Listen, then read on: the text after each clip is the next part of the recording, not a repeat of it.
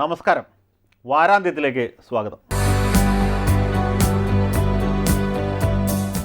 കേന്ദ്ര സംസ്ഥാന സർക്കാരുകളുടെ ജനോപകാരപ്രദമായ സാമ്പത്തിക പരിഷ്കരണങ്ങളും കള്ള് നിരോധനത്തെ ചൊല്ലിയുള്ള വെല്ലുവിളികളും 2020 ക്രിക്കറ്റുമാണ് ഈ ആഴ്ച വാർത്തകളിൽ നിറഞ്ഞു നിന്നത്.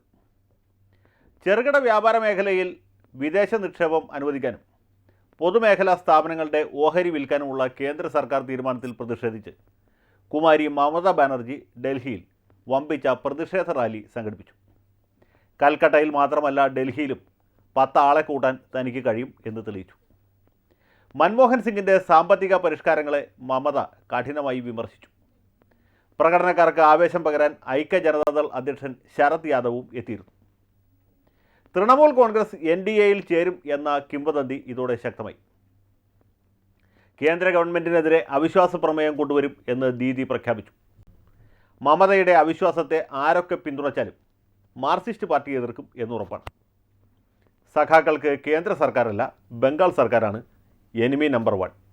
ചില്ലറ വ്യാപാര മേഖലയിൽ വിദേശ നിക്ഷേപം അനുവദിക്കുന്നതിൽ പ്രതിഷേധിച്ച് നമ്മുടെ നാട്ടിലെ വ്യാപാരികൾ കടയടപ്പ് സമരം നടത്തി.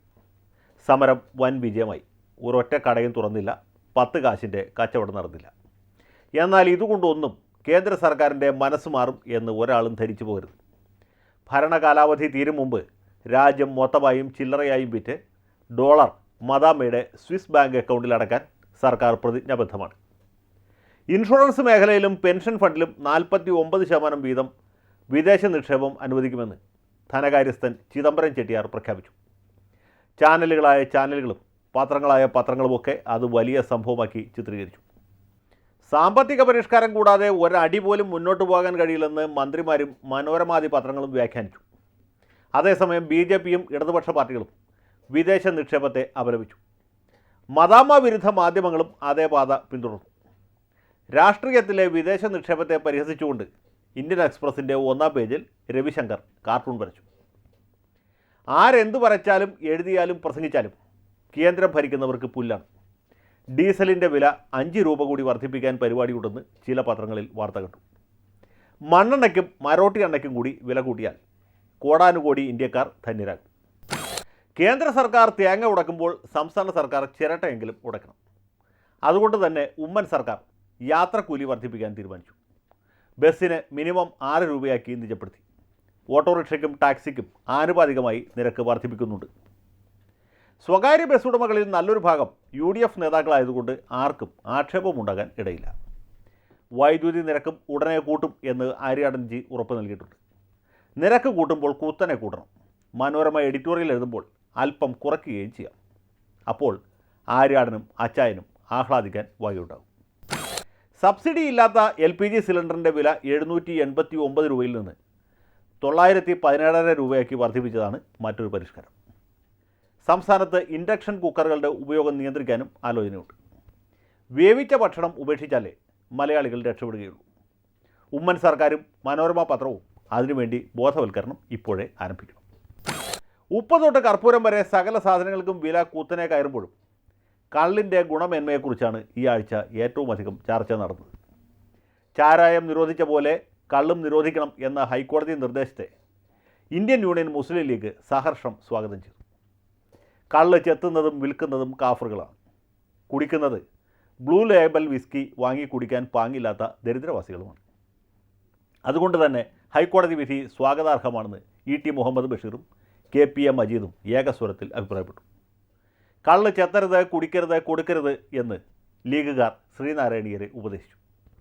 എന്തു ചെയ്യാം, ബഷീറിൻ്റെയും മജീദിൻ്റെയും സതുദ്ദേശത്തെ ശ്രീനാരായണീയർ തെറ്റിദ്ധരിച്ചു. കള്ള് നിരോധനം അപ്രായോഗികമാണെന്ന് VS അച്യുതാനന്ദൻ അഭിപ്രായപ്പെട്ടു. അതുതന്നെ പിണറായി വിജയനും ആവർത്തിച്ചു. ലീഗിൻ്റെ മദ്യവിരോധത്തിന് പിന്നിൽ സാമ്രാജ്യത്വ അജണ്ടയുണ്ടെന്ന് പോലും ആരോപണമുണ്ടായി. വെള്ളാപ്പള്ളി നടേശൻ സന്ദർഭത്തിനൊത്ത് ഉയർന്നു. കള്ളിന് അള്ളു വയ്ക്കരുത് എന്ന് അഭ്യർത്ഥിച്ചു. കള്ളല്ല, കള്ളനോട്ടാണ് രാജ്യം നേരിടുന്ന പ്രധാന പ്രശ്നം എന്നൊരു കുത്തുവാക്കും പറഞ്ഞു. നായരി ഇഴവായിക്കം കള്ളിൻ്റെ കാര്യത്തിലും പ്രതിഫലിച്ചു. കള്ള് നിരോധനം അപ്രായോഗികമാണെന്ന് രമേശ് ചെന്നിത്തല അഭിപ്രായപ്പെട്ടു. ഈഴവ സമുദായത്തെ കുത്തുവാളയെടുപ്പിക്കാൻ അനുവദിക്കില്ലെന്ന് നായർ സമുദായ ഉടമസ്ഥൻ സുകുമാരൻ നായർ കൂട്ടിച്ചേർത്തു. സഖാവ് കാനം രാജേന്ദ്രൻ നായർ ഒരു പടി കൂടി മുന്നോട്ട് പോയി. ലീഗുകാരുടെ കള്ളുവിരോധം താലിബാനിസമാണ് എന്ന് കുറ്റപ്പെടുത്തി. അങ്ങനെ നായന്മാരും ഇഴവരും കള്ളിൻ്റെ കാര്യത്തിൽ ഒറ്റ കരളായപ്പോൾ മുസ്ലിം ലീഗിന് പിന്തുണ കൊടുക്കാൻ ജമായത്തെ ഇസ്ലാമിയും പോപ്പുലർ ഫ്രണ്ടും നിർബന്ധിതമായി. കള്ളിനു വേണ്ടി കള്ളക്കണ്ണീർ ഒഴുക്കുന്നവരെ ഗുണദോഷിച്ചുകൊണ്ട് ഒക്ടോബർ 3-ാം തീയതി മാധ്യമം മുഖപ്രസംഗം എഴുതി. കള്ളിൽ വർഗീയത കലർത്തുന്നതിനെ വിമർശിച്ചുകൊണ്ട് 4-ാം തീയതി തേജസ്സും എഡിറ്റോറിയൽ അടിച്ചുവിട്ടു. ഹിന്ദുക്കളും മുസ്ലിങ്ങളും കള്ളിനെ ചൊല്ലി കലഹിക്കുമ്പോൾ പാവം ഉമ്മൻചാണ്ടി എന്തു ചെയ്യും? നടേശൻ മുതലാളിയെ പിണക്കാനും വയ്യ, മുസ്ലിം ലീഗിനെ പ്രീണിപ്പിക്കാതെയും വയ്യ. കള്ള് നിരോധിക്കാൻ കഴിയില്ല എന്ന് മുഖ്യമന്ത്രി തുറന്നു പറഞ്ഞു. അതേസമയം സംസ്ഥാനത്ത് ചെത്തുന്ന കള്ളിൻ്റെയും വിൽക്കുന്ന കള്ളിൻ്റെയും അളവ് തമ്മിൽ വലിയ അന്തരമുണ്ട് എന്ന് കൂട്ടിച്ചേർത്തു. മുഖ്യമന്ത്രിയേക്കാൾ ബുദ്ധിമാനാണ് മദ്യമന്ത്രി ബാബു. മുസ്ലിം ലീഗിനെ എതിർക്കുന്നത് പ്രായോഗികമല്ല എന്ന് അദ്ദേഹത്തിന് അറിയാം. മുതലാളിയെ വെറുപ്പിച്ചാൽ റോഡിലിറങ്ങി നടക്കാൻ പ്രയാസമാകുകയും ചെയ്യും. അതുകൊണ്ട് കേസ് പരിഗണിച്ച ജഡ്ജിയുടെ നെഞ്ചത്ത് കയറാൻ തീരുമാനിച്ചു. കള്ളു കുടിക്കണോ ബിയർ കുടിക്കണോ എന്ന് തീരുമാനിക്കേണ്ടത് ജഡ്ജിമാരല്ല, കുടിയന്മാർ തന്നെയാണ്. സ്വയം നിർണയ അവകാശമാണ് ജനാധിപത്യത്തിൻ്റെ ആധാരശില. മതം ഏതായാലും മദ്യം നന്നായാൽ മതി എന്ന് മന്ത്രി കൂട്ടിച്ചേർത്തു. മദ്യവർജനത്തിൻ്റെ കാര്യത്തിൽ മുസ്ലിം ലീഗുകാരേക്കാൾ നിർബന്ധ ബുദ്ധിയുള്ള ഒരു കൂട്ടരുണ്ടെങ്കിൽ അത് ഹൈക്കോടതി ജഡ്ജിമാരാണ്. കുടിയന്മാരുടെ സ്വയം നിർണയാവകാശം എന്ന മദ്യമന്ത്രിയുടെ സിദ്ധാന്തത്തെ ജസ്റ്റിസ് സിരി ജഗൻ നിശിതമായി വിമർശിച്ചു. മദ്യമാണോ മൂത്രമാണോ ആരോഗ്യത്തിന് കൂടുതൽ ഹാനികരം എന്ന് തീരുമാനിക്കാനുള്ള ഭരണഘടനാപരമായ അവകാശം കോടതിക്കാണെന്ന് വിലയിരുത്തി. ജഡ്ജിമാരെ വിമർശിക്കാൻ മന്ത്രിമാർക്ക് അധികാരമില്ല എന്ന് ചൂണ്ടിക്കാട്ടി. താൻ ജഡ്ജിയെ വിമർശിക്കുകയായിരുന്നില്ല, കുടിയന്മാരുടെ ഹൃദയവികാരം പ്രകടിപ്പിക്കുക മാത്രമേ ചെയ്തിട്ടുള്ളൂ എന്ന് ബാബു വിശദീകരിച്ചു. ഹൈക്കോടതിയുടെ അധിക പ്രസംഗത്തെക്കുറിച്ച് വീരശ്രീ വെള്ളാപ്പള്ളി നടേശൻ്റെ പ്രതികരണം അറിവായിട്ടില്ല. VJ പൗലോസിൻ്റെ മൂക്ക് പിടിച്ച് ഇക്ഷ ഇണ്ണ ഇൻട്ര എന്നെഴുതിച്ച മുതലാളി ജസ്റ്റിസ് സിരി ജഗനെ ഈഴവ സമുദായത്തിൽ നിന്ന് ഊരുവിലക്ക് കൽപ്പിച്ചുകൊണ്ട് ഫത്വ പുറപ്പെടുവിക്കാനും മടിക്കുകയില്ല. എറണാകുളം DCC പ്രസിഡന്റ് VJ പൗലോസ് കണയന്നൂർ SNDP യൂണിയൻ ഓഫീസിലെത്തി വീണ്ടും ഖേദം പ്രകടിപ്പിച്ചു. വിശാല ഹൃദയരായ വെള്ളാപ്പള്ളി നടേശനും ഡോക്ടർ MN സോമനും അത് അംഗീകരിച്ചു. ക്ഷമായാചനം സ്വീകരിച്ച് പ്രതിഷേധ പരിപാടികൾ അവസാനിപ്പിക്കാൻ തീരുമാനിച്ചു. ഒപ്പമിരുത്തി ആഹാരവും കൊടുത്തു. യോഗ നേതാക്കൾക്കൊപ്പം പൗലോസ് ആഹാരം കഴിക്കുന്ന ചിത്രം മാതൃഭൂമി നല്ല പ്രാധാന്യത്തോടെ പ്രസിദ്ധീകരിച്ചു. ലിയോനാർഡോ ഡാവിഞ്ചി ഉണ്ടായിരുന്നെങ്കിൽ തിരുവത്താഴത്തിൻ്റെ മറ്റൊരു ചിത്രം കൂടി മനുഷ്യരാശിക്ക് ലഭിക്കുമായിരുന്നു. VJ പൗലോസിനെ പോലെ സാധുവോ സമാധാനകാംക്ഷിയോ അല്ല ജനശ്രീ നായകൻ മഹാത്മാ ഹസൻ. ആരോപണങ്ങളിലും അപവാദങ്ങളിലും മുങ്ങിക്കുളിച്ച് നിൽക്കുമ്പോഴും അദ്ദേഹം കുടുംബശ്രീയുടെ പരിപാടിയിൽ മുഖ്യപ്രഭാഷണം നടത്താൻ സമയം കണ്ടെത്തി. നോട്ടീസിലും പോസ്റ്ററിലും പേരിലായിരുന്നുവെങ്കിലും ഹസൻജി എത്തിയപ്പോൾ മാർക്സിസ്റ്റുകാർ പ്രതികരിച്ചു. പ്രതിഷേധക്കാരെ അറസ്റ്റ് ചെയ്ത് നീക്കിയ ശേഷം ഹസൻജി വാകേറി പ്രസംഗിച്ചു. കുടുംബശ്രീയെ തകർക്കാനല്ല ജനശ്രീ ഉണ്ടാക്കിയതെന്നും കോപ്പി അടിച്ചല്ല താൻ BA പാസ്സായതെന്നും നെഞ്ചിൽ കൈവച്ച് പറഞ്ഞു. കോൺഗ്രസ്സുകാർ അത് കേട്ട് കൈയടിച്ചു. ഹസൻ്റെ ജീവിതമാണ് ഹസൻ്റെ സന്ദേശം. മഹാത്മാഗാന്ധിയെ ഹസന് മാത്രമായി വിട്ടുകൊടുക്കാൻ രമേശ് ചെന്നിത്തല ഒരുക്കമല്ല. അദ്ദേഹം മഹാത്മാവിൻ്റെ പാത പിന്തുടർന്ന് പട്ടികജാതിക്കാരെ ഉദ്ധരിക്കാനുള്ള പുറപ്പാടാണ്. 14 ജില്ലകളിലും ഓരോ കോളനി വീതം ദത്തെടുത്ത് ഗാന്ധി ഗ്രാമമാക്കും. പട്ടികജാതിക്കാർക്ക് ആനുകൂല്യങ്ങൾ കിട്ടുന്നുണ്ടെന്ന് ഉറപ്പുവരുത്തും. ഗാന്ധി ഗ്രാമം പരിപാടിയുടെ ഉദ്ദേശ ലക്ഷ്യങ്ങൾ വിശദീകരിച്ചുകൊണ്ട് രമേശ് ജി എഴുതിയ കുറിമാനം ഗാന്ധി ജയന്തി ദിനത്തിൽ പ്രമുഖ പത്രങ്ങൾ പ്രസിദ്ധീകരിച്ചു. പരിപാടിയുടെ ഉദ്ഘാടനം കരുണാകരൻ്റെ തട്ടകമായിരുന്ന മാളയിൽ നടന്നു. രമേശും കൂട്ടരും ഗാന്ധി തൊപ്പി വച്ച് പട്ടികജാതിക്കാർക്കൊപ്പം ഭക്ഷണം കഴിക്കുന്നതിൻ്റെ ചിത്രം ഒക്ടോബർ 3-ാം തീയതി മാധ്യമത്തിൻ്റെ 1-ാം പേജിൽ കണ്ടു. ചെന്നിത്തല മിശ്ര ഭോജനം നടത്തിയ നിലയ്ക്ക് ഉമ്മൻചാണ്ടി മിശ്ര വിവാഹം കഴിക്കുമെന്ന് കുബുദ്ധികൾ പ്രചരിപ്പിക്കുന്നുണ്ട്.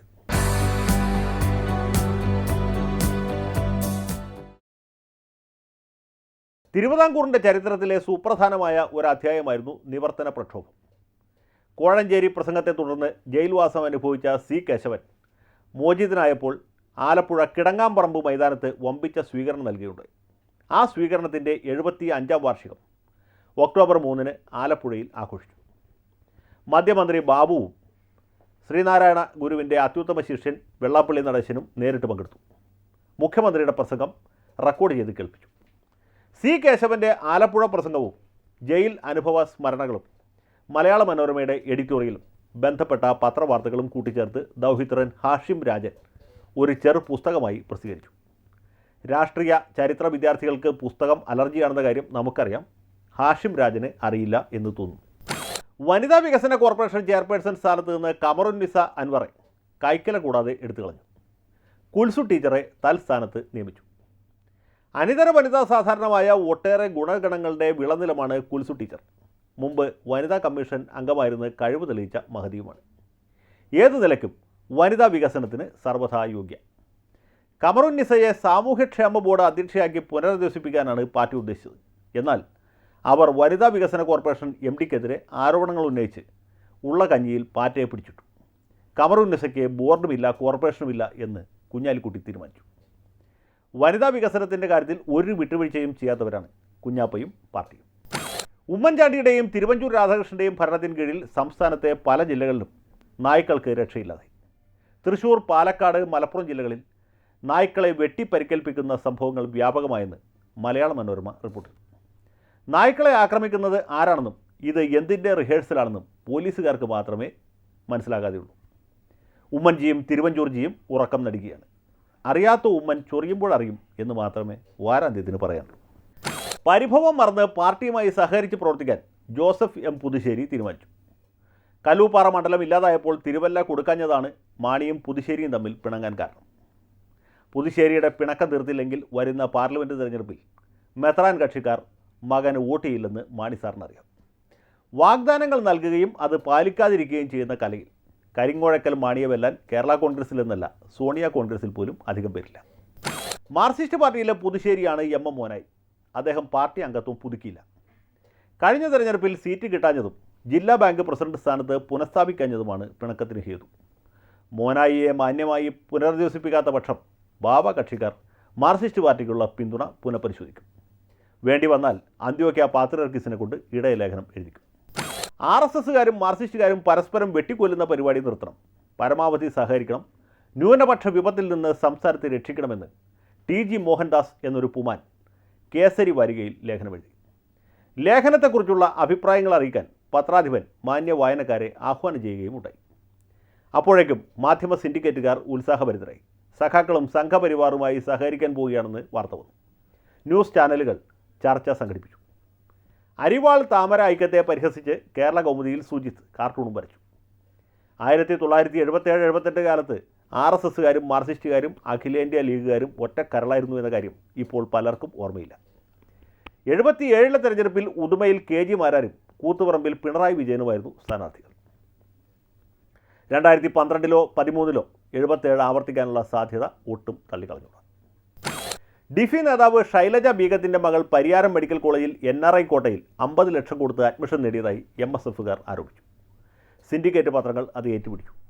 വിദേശത്ത് പോകാത്ത ബീഗത്തിൻ്റെ മകൾക്ക് എങ്ങനെ NRI കോട്ടയിൽ അഡ്മിഷൻ കിട്ടി? തലവരി കൊടുക്കാൻ 1/2 കോടി എവിടെ നിന്ന് കിട്ടി എന്നൊക്കെയാണ് ചോദ്യം. പരിയാരത്തല്ല ബർമിംഗ്ഹാമിൽ തലവരി കൊടുത്ത് പഠിപ്പിക്കാൻ കഴിവുള്ളവരാണ് CPMകാർ എന്ന കാര്യം MSFകാർക്ക് അറിയില്ല. ഇവർക്കൊന്നും പാവങ്ങളുടെ പാർട്ടിയെക്കുറിച്ച് ഒരു ചുക്കും അറിയില്ല. മണിപ്പൂരിൽ ഒരു പതിറ്റാണ്ടിലേറെക്കാലമായി ഉണ്ണാവ്രതം അനുഷ്ഠിക്കുന്ന ഇറോം ശർമ്മളയെ പ്രകീർത്തിച്ചുകൊണ്ട് DYFI സംസ്ഥാന പ്രസിഡന്റ് സഖാവ് സ്വരാജ് നായർ എഴുതിയ കവിത കലാകൗമുദിയുടെ പുതിയ ലക്കത്തിൽ വന്നിട്ടുണ്ട്. കവിത എഴുതി സഖാവ് G സുധാകരൻ്റെ നിലവാരത്തിലെത്താൻ സാധ്യതയുണ്ട്. സമയം പോലെ ഷൈലജ ബീഗത്തെക്കുറിച്ചും ഒരു കവിത എഴുതണം എന്നഭ്യർത്ഥിക്കും. ഈ വർഷത്തെ വള്ളത്തോൾ പുരസ്കാരത്തിന് കവിയും ഗാനരചയിതാവുമായ യൂസഫ് അലി കേച്ചേരി അർഹനായി. യൂസഫ് അലിയുടെയും ONVയുടെയും കവിതകൾക്ക് നിലവാരം ഏറെക്കുറെ തുല്യമാണ്. അഞ്ചാലും മൂട്ടിൽ 2ാം മുണ്ടശ്ശേരിയുടെ തെരഞ്ഞെടുപ്പ് യോഗം ഉദ്ഘാടനം ചെയ്യാൻ പോകാഞ്ഞതുകൊണ്ടാണ് പാവം യൂസഫ് അലിക്ക് ജ്ഞാനപീഠമോ പത്മവിഭൂഷണമോ കിട്ടാതെ പോയത്. മാർ ജോസഫ് പൗവത്തിൽ പൗരോഹിത്യ സ്വീകരണത്തിൻ്റെ സുവർണ ജൂബിലിയും മെത്രാൻ അഭിഷേകത്തിൻ്റെ റൂബി ജൂബിലിയും ഒരുമിച്ച് ആഘോഷിച്ചു. പത്രങ്ങൾ പരിശുദ്ധ പിതാവിൻ്റെ അവദാനങ്ങൾ പാടിപ്പുകഴ്ത്തി. സംസ്ഥാനത്ത് സാമുദായിക സൗഹാർദ്ദം ഊട്ടി ഉറപ്പിക്കാൻ അദ്ദേഹം വഹിച്ച പങ്ക് പഠന വിഷയമാക്കേണ്ടതാണ്. അത്യുന്നത കർദിനാൾ അതിന് മുൻകൈ എടുക്കണം എന്നഭ്യർത്ഥിക്കുന്നു. പ്രമുഖ മതപണ്ഡിതനും സമസ്ത കേരള ജംഇയ്യത്തുൽ ഉലമയുടെ പരമോന്നത നേതാവുമായ കാളാമ്പാടി മുഹമ്മദ് മുസ്ലിയാർ അന്തരിച്ചു. വാക്കിലും ചിന്തയിലും പ്രവൃത്തിയിലുമൊക്കെ ഒരു പഴയ മട്ടുകാരനായിരുന്നു മുസ്ലിയാർ. അതുകൊണ്ട് തന്നെ സഞ്ചരിക്കാൻ ബെൻസ് കാറും കുടിക്കാൻ മിനറൽ വാട്ടറും ഉറങ്ങാൻ AC റൂമും വേണം എന്ന് താല്പര്യമില്ലായിരുന്നു. പുതിയ കാലത്തെ ഉസ്താദുമാരിൽ നിന്ന് തികച്ചും വ്യത്യസ്തൻ. കാളാമ്പാടിയെക്കുറിച്ച് കോട്ടുമല ബാപ്പു മുസ്ലിയാരുടെ അനുസ്മരണം മലയാള മനോരമ എഡിറ്റ് പേജിൽ പ്രസിദ്ധീകരിച്ചു. ചന്തങ്ങൾ തിരസ്കരിച്ച് ജീവിച്ച സാത്വികനെക്കുറിച്ച് ചന്ദ്രിക ചന്തം തികഞ്ഞ മുഖപ്രസംഗം പാസാക്കി. കാന്തപുരം സുന്നികളുടെ സിറാജിൽ വാർത്ത വന്നു, എന്നാൽ മുഖപ്രസംഗമോ അനുസ്മരണക്കുറിപ്പുകളോ കണ്ടില്ല.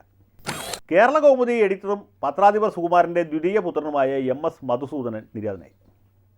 വലിയ പ്രതിഭയും ഭാവനയുമുള്ള പത്രാധിപരായിരുന്നു മധുസൂദനൻ. ജ്യേഷ്ഠാനുജന്മാരുമായുള്ള തർക്കവും വ്യവഹാരവും നിമിത്തം അദ്ദേഹത്തിൻ്റെ കഴിവുകൾ കൗമുദിക്ക് ഉപയോഗിക്കാനായില്ല എന്ന് മാത്രം. എന്നിരിക്കലും തങ്ങൾക്കുണ്ടായ മഹാനഷ്ടത്തെക്കുറിച്ച് കേരള കൗമുദി അനുകരണീയമായ ശൈലിയിൽ മുഖപ്രസംഗം എഴുതുകയുണ്ടായി. ദീപു രവിയും ദർശൻ രവിയും രസികന്മാരാണ് എന്ന് സ്പഷ്ടം. നവരാത്രി ആഘോഷം വരവായി. ഈ വർഷവും മനോരമയിൽ കുട്ടികളെ എഴുത്തിനിരുത്താൻ സൗകര്യമുണ്ട്.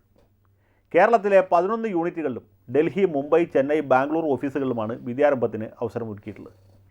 അടുത്ത വർഷം ബഹ്റിനിലേക്കും ദുബൈയിലേക്കും ഇത് വ്യാപിപ്പിക്കും. യൂസഫ് അലി, രവിപിള്ള, PMC മേനോൻ മുതലായ മുതലാളിമാരെ എഴുത്താശാന്മാരായി അവതരിപ്പിക്കും.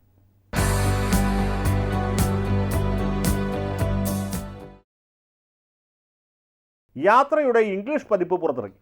മുൻ ലക്കങ്ങളിൽ വന്ന റിപ്പോർട്ടുകളുടെയും ലേഖനങ്ങളുടെയും പരിഭാഷയാണ് ഇംഗ്ലീഷ് യാത്രയിലുള്ളത്. Shashi Tharoor, NS Madhavan, Anita Nair, Jayashree Mishra, MV Shreyams Kumar, Mohanlal, John D Rhodes, Priyamani, S Sreesanth എന്നിങ്ങനെ വലിയൊരു താരനിരയെ തന്നെ അണിനിരത്തിയിരിക്കുന്നു. NN നസീറും സലി പാലോടും മധുരാജും മറ്റുമെടുത്ത ചിത്രങ്ങളാണ് പ്രധാന ആകർഷണം.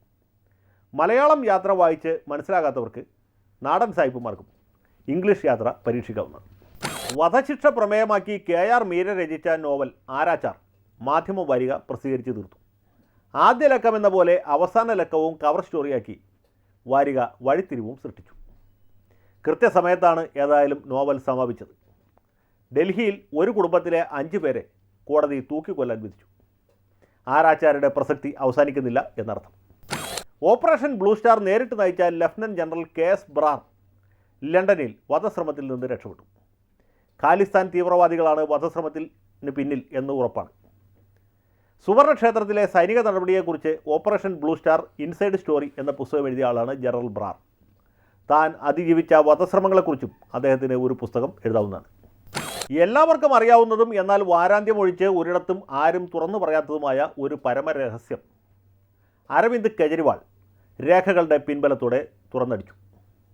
മഹാത്മാഗാന്ധിയുടെ മകളെ കെട്ടിയ റോബർട്ട് വധേര കഴിഞ്ഞ 5-8 കൊല്ലത്തിനിടയിൽ കോടാനുകോടി രൂപയുടെ സ്വത്ത് സമ്പാദിച്ചു. ടിയാൻ്റെ കണക്കിൽ കാണുന്ന സമ്പാദ്യം 50 ലക്ഷത്തിൽ നിന്ന് 300 കോടിയായി വർദ്ധിച്ചു. മിസ്റ്റർ മരുമകന് പ്രമുഖ റിയൽ എസ്റ്റേറ്റ് കമ്പനി 65 കോടി പലിശയില്ലാത്ത വായ്പയായി നൽകി. അദ്ദേഹം ഡൽഹിയിലും ഹരിയാനയിലും രാജസ്ഥാനിലും വൻതോതിൽ ഭൂമി വാങ്ങിക്കൂട്ടി. കോൺഗ്രസ് ഭരിക്കുന്ന സംസ്ഥാനങ്ങൾ വധേരയ്ക്ക് വാരിക്കോരിക്കൊടുത്തു എന്നാണ് ആരോപണം. മഞ്ഞമലയുടെ ഒരറ്റം മാത്രമാണ് പുറത്തു വന്നിട്ടുള്ളത്. സ്വിസ് ബാങ്കിലും ജാപ്പനീസ് ബാങ്കുകളിലും മദാമയ്ക്കും മരുമകനുമുള്ള സമ്പാദ്യം എത്രയാണെന്ന് കണ്ടുപിടിക്കാൻ കെജ്രിവാളിന് കഴിഞ്ഞിട്ടില്ല.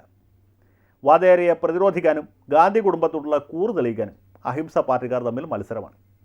ദിഗ്വിജയ് സിംഗ് മുതൽ ഷാനവാസ് വരെയുള്ള സകല തിരുമാരികളും അടിയൻ ലച്ചിപ്പോവും എന്ന മുദ്രാവാക്യവുമായി രംഗത്തുണ്ട്. നമ്മുടെ ആദർശധീരൻ മാത്രം പൊട്ടൻ പുട്ടുവിഴുങ്ങിയ പോലെ മിണ്ടാതിരിപ്പാണ്. സിൻഡിക്കേറ്റ് പത്രങ്ങളും അവരുടെ തരവഴി കാണിച്ചു. മാതൃഭൂമി 5-ാം പേജിലും ദീപിക 7-ാം പേജിലുമാണ് വാർത്ത കൊടുത്തത്. പിണറായി വിജയൻ പോയതിന് പിന്നാലെ മുണ്ടൂർ യോഗത്തിൽ ഉന്തും തള്ളുമുണ്ടായി എന്ന വാർത്ത 1-ാം പേജിൽ കൊടുത്ത മലയാള മനോരമ വധേരയുടെ അവിഹിത സമ്പാദ്യത്തിന് 14-ാം പേജിലാണ് ഇടം കണ്ടെത്തിയത്. അവിടെയും കെജ്രിവാളിൻ്റെ ആരോപണത്തേക്കാൾ കോൺഗ്രസിൻ്റെ നിഷേധത്തിനായിരുന്നു പ്രാധാന്യം. ഓരോ വാർത്തയും അതർഹിക്കുന്ന പ്രാധാന്യത്തോടെ പ്രസിദ്ധീകരിക്കാൻ അച്ചായനെ ആരും പഠിപ്പിക്കണ്ട. BJP ഭരിക്കുന്ന ഹിമാചൽ പ്രദേശിലും ഗുജറാത്തിലും തെരഞ്ഞെടുപ്പ് പ്രഖ്യാപിച്ചു. നവംബർ 4-ാം തീയതിയാണ് ഹിമാചലിൽ വോട്ടെടുപ്പ്. ഡിസംബർ 13-നും 17-നും ഗുജറാത്തികൾ രാജാധികാരം വിനിയോഗിക്കും. സോണിയാഗാന്ധിയെ മുച്ചൂടും വിമർശിച്ചുകൊണ്ട് നരേന്ദ്രമോദി അങ്കത്തട്ടിലിറങ്ങി. അതേ നാണയത്തിൽ തിരിച്ചടിക്കാൻ മദാമയും എത്തി. റീജന്റ് റാണിക്ക് പിന്നാലെ രാഹുൽ രാജകുമാരനും എത്തും. പയ്യൻസിൻ്റെ റോഡ് ഷോ കഴിയുന്നതോടെ അഹിംസ പാർട്ടിയുടെ അടപ്പിളകും. ഗുജറാത്തിൽ മാത്രമല്ല വെനിസ്വേലയിലും തെരഞ്ഞെടുപ്പാണ്. ഹ്യൂഗോ ഷാവേസിൻ്റെ ക്ഷണം സ്വീകരിച്ച് ഇന്ത്യയിൽ നിന്ന് പോയ നിരീക്ഷക സംഘത്തിൽ നമ്മുടെ MA ബേബിയുമുണ്ട്. വെറുതെ അല്ല ബേബി സഖാവിനെ കുണ്ടറ ഷാവേസ് എന്ന് വിളിക്കുന്നത്. US പ്രസിഡന്റ് തെരഞ്ഞെടുപ്പും പടിവാതിലെത്തി. മനോരമ ന്യൂസിന് വേണ്ടി ഷാനി പ്രഭാകരനും ഇന്ത്യ വിഷന് വേണ്ടി വീണ ജോർജും അമേരിക്കയിൽ പോയി തെരഞ്ഞെടുപ്പ് റിപ്പോർട്ട് ചെയ്യുന്നു എന്നതാണ് ഇത്തവണത്തെ പ്രധാന പുതുമ. ഇരു സ്ഥാനാർത്ഥികളും തമ്മിലുള്ള ആദ്യ സംവാദത്തിൽ മിറ്റ് റോംനി ബറാക്ക് ഒബാമയെ ബഹുദൂരം പിന്നിലാക്കി. ഒബാമ VD സതീശനോട് ഏറ്റുമുട്ടിയ തോമസ് ഐസക്കിൻ്റെ അവസ്ഥയിലെത്തിയെന്ന് പറഞ്ഞാൽ തെറ്റില്ല. ഇനി 2 തവണ കൂടി ഇവർ തമ്മിൽ ഏറ്റുമുട്ടും. പിന്നെ വൈസ് പ്രസിഡന്റ് സ്ഥാനാർത്ഥികൾ തമ്മിലും സംവാദം നടത്തും. അതേ മാതൃകയിൽ വീണ ജോർജും ഷാനി പ്രഭാകരനും തമ്മിൽ ഒരു സംവാദം സംഘടിപ്പിക്കാവുന്നതാണ്. പാകിസ്ഥാനിലെ മതനിന്ദാ നിയമത്തെ അപലപിച്ചുകൊണ്ട് പോപ്പുലർ ഫ്രണ്ടിൻ്റെ തേജസ് പത്രം എഡിറ്റോറിയൽ എഴുതിയതാണ് ഈ ആഴ്ചത്തെ ഏറ്റവും വലിയ തമാശ. ഖുറാനെയും പ്രവാചകരെയും അവഹേളിക്കുന്നവരെ വിചാരണ ചെയ്ത് ശിക്ഷിക്കാനല്ല, കയ്യോടെ പിടികൂടി കയ്യോ കഴുത്തോ വെട്ടാനാണ് പോപ്പുലർ ഫ്രണ്ടുകാർക്ക് താല്പര്യം. MSP ഹയർ സെക്കൻഡറി സ്കൂൾ 17 വയസ്സിൽ താഴെയുള്ളവർക്ക് വേണ്ടിയുള്ള സുബ്രത കപ്പിൻ്റെ ഫൈനൽ വരെ എത്തിയത് വലിയ സംഭവമായി. ഡൈനാമോ കീവ് 2-നെതിരെ 5 ഗോളിന് ജയിച്ച് കപ്പും കൊണ്ടുപോയെങ്കിലും നമ്മുടെ നാട്ടിലെ പത്രങ്ങളുടെ ആഹ്ലാദ പ്രഹർഷത്തിന് ഒരു കുറവുണ്ടായില്ല. സ്പോർട്സ് പേജിൽ മലപ്പുറം പെരുമ നിറഞ്ഞു നിന്നു. മലപ്പുറത്തെ ചുണക്കുട്ടികളെ അഭിനന്ദിച്ചുകൊണ്ട് ചന്ദ്രിക എഡിറ്റോറിയൽ എഴുതി. ഈ തോൽവിയാണ് യഥാർത്ഥ ജയം എന്ന് വ്യാഖ്യാനിച്ചുകൊണ്ട് മലയാള മനോരമയും മുഖപ്രസംഗം എഴുതി. കോൺഗ്രസ് പാർട്ടി തെരഞ്ഞെടുപ്പിൽ തോൽക്കുമ്പോഴാണ് അച്ചായൻ സാധാരണയായി ഇമ്മാതിരി എഡിറ്റോറിയൽ എഴുതാറുള്ളത്. പാകിസ്ഥാനെയും ദക്ഷിണാഫ്രിക്കയെയും തോൽപ്പിച്ചിട്ടും 2020 വേൾഡ് കപ്പിൽ ഇന്ത്യ സെമി ഫൈനൽ കാണാതെ മടങ്ങി. റൺ റേറ്റിൻ്റെ അടിസ്ഥാനത്തിൽ പാകിസ്ഥാൻ ഇന്ത്യയെ മറികടന്നു. ഇന്ത്യയുടെ ജയം എന്ന പോലെ പരാജയവും പത്രങ്ങൾ കഴിയും വിധം ആഘോഷിച്ചു. പാകിസ്ഥാനെ മലർത്തിയടിച്ച് ശ്രീലങ്കയും ഓസീസിനെ കെട്ടുകെട്ടിച്ച് വെസ്റ്റ് ഇൻഡീസും ഫൈനൽ കളിക്കാൻ ഒരുങ്ങുന്നത് കണ്ടുകൊണ്ടാണ് വാരം പൊലിയുന്നത്. ഇന്ത്യയും പാകിസ്ഥാനും പോയതുകൊണ്ട് പാവം വാതുവെപ്പുകാരുടെ കാര്യം കഷ്ടത്തിലായി. ബ്രിട്ടീഷ് ചരിത്രകാരനും മാർക്സിസ്റ്റ് ചിന്തകനുമായ എറിക് ഹോബ്സ്ബാം ചരിത്രമായി. ചരമവാർത്ത ദേശാഭിമാനിയാണ് ഏറ്റവും പ്രാധാന്യത്തോടെ പ്രസിദ്ധീകരിച്ചത്. മറ്റു പത്രങ്ങളും മോശമാക്കിയില്ല. ഹോബ്സ്ബാം മാർക്സിസ്റ്റും യഹൂദ വംശജനുമാണ് എന്നതുവരെ വിസ്മരിച്ച് ചന്ദ്രിക പോലും വാർത്ത വലുതായി പ്രസിദ്ധീകരിച്ചു. ഹോബ്സ്ബാമിൻ്റെ സ്മരണയ്ക്ക് മുന്നിൽ ആദരാഞ്ജലി അർപ്പിച്ചുകൊണ്ട് ഈ വാരാന്ത്യം ഇവിടെ സമ്പൂർണ്ണമാകുന്നു. അടുത്ത ആഴ്ച വീണ്ടും കാണാം. നന്ദി, നല്ല നമസ്കാരം.